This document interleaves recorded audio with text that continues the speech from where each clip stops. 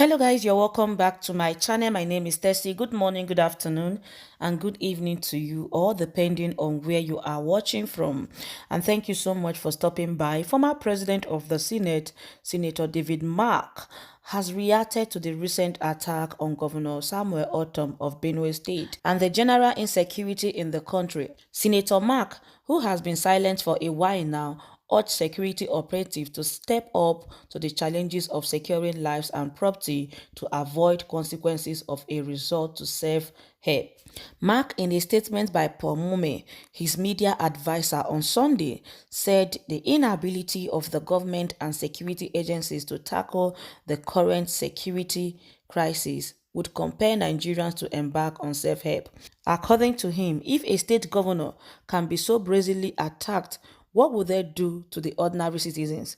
Let me state clearly that Benue people are receptive and accommodating, but this should not be misconstrued or mistaken for weakness. Enough of this malady. That is the situation we cannot complete and must not allow to happen because the consequences would be catastrophic. Mark, who was the longest serving Senate president, urged the governor to ensure that he beefs up security to protect lives and properties of the Benue people. According to him, Governor Ortom has lived up to his oath of office, adding that the governor had never compromised the protection of lives and properties of his people. Mark also urged citizens of the state to be security conscious and ensure they provide intelligence that can aid the security agencies in fighting the criminal element. Recall that Governor Samuel Ortom was on Saturday attacked by suspected herdsmen while he was returning from his farm. Alright guys, and that is it for you all. This one is coming from the Senate,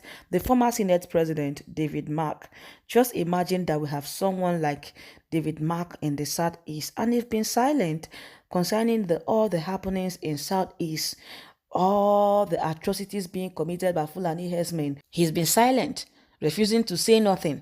But now that they are hearing, because not just him now, because a lot of them crying out now, even the ones crying in the Senate, in the National Assembly, in the House of Assembly, all of them crying now is because they know they are no longer safe. Governors are now being attacked, senators are now being attacked, government officials are now being attacked, so they are no longer safe. Even their securities can no longer protect them anymore. That's why you see them voicing out. So he's been silent concerning all these atrocities being committed by these Fulani herdsmen in the southeast and in the country in general. He hasn't said anything, but now that he heard that a governor is attacked, he decided to voice out because he don't know if he will be the next. Some of us were shouting when they were about bringing this Buhari's government in 2015, and I never supported Buhari. I'm not in support of him now, and I will never support him. So we shouted when they were about bringing him into power, and they thought we were politicizing it. But today, even the governor Ortom Papa, he supported this Buhari's government when he was coming. If you don't know, please go and make research. In 2015, and not just him, many, all of them, almost all of them that brought this Buhari into power in 2015, all of them now are regretting today because the thing has backfired. The way they planned it is not the way the thing is going, and right now so many of them are living in fear. The government is hurting them. The thing is not working. You imagine, you can imagine where we have son, we have professors, we have people that should understand better. But you see all of them being silent concerning the happenings in the country. You will ask why. The reason is because some of them were the one who brought this government into power. And when some people opposed it, they defended it with everything they had. Today now the thing is not working. For them to swallow their pride and come out boldly to tell this government that this thing is not working, let's try it the other way around, is not a problem. So instead of them to speak, because if they know that if some of them speak because they've committed their hand in one place or the other. And most of them, they are afraid of going to jail. Most of them are afraid of going to prison because they know that the issue of Nigeria now is the matter of who will be next. This government does not recognize big or small. So far you are not with them, you are their enemy. And they are ready to do anything to bring you down. That is why you see Fayose the other day speaking with AIT. Before he said anything, he said, come, I'm ready for arrest. Because now, when you say anything, before you know, you will see yourself in custody. So most of them keeping silent. It's not because they don't know the right thing to say. And it's not because they don't know that the country is not working.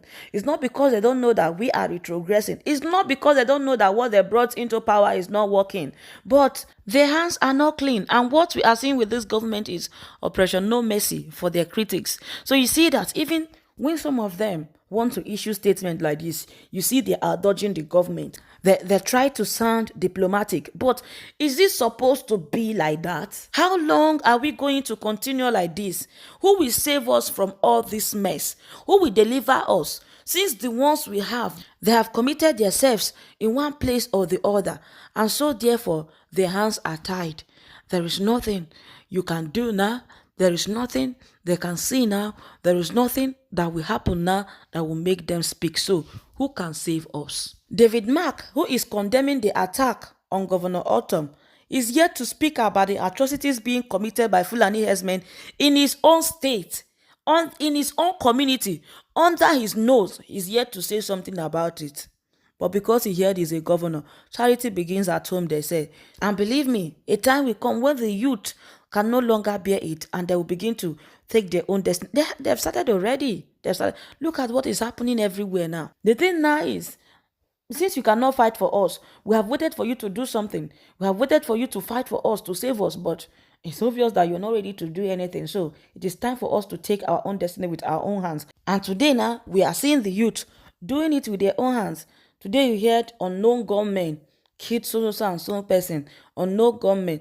And this is because of also the corruption we have in government. Because if you arrest any of these people as indigent, hand them over to police, tomorrow you will hear that they've released them. No justice. Once it comes from the people of the north, there is nothing, no prosecution, no nothing. But if it is the people from the south, before you know, the person will be in Kirikiri. Somehow, we cannot continue like this. So, me as a person, I cannot fold my hands and watch you kill my people while the government are not ready to do anything. So, if I know the best way I can help my people, I'm ready to do it. And that is what we are seeing today. So the truth of the matter is that all these government officials, wherever they think is their safe haven, a time will come when that place can no longer save them. And that is it for you all. I saw the news and I say, let me come share it with you all. I've come to the end of this video and I'm just going to leave you all to share your thoughts with me on the comment section. I really appreciate you for staying to this point of this video. Your love, your support and effort upon this channel is not taken for granted. So let me know what you think and I'll see you all in my next video. Bye-bye. Bye.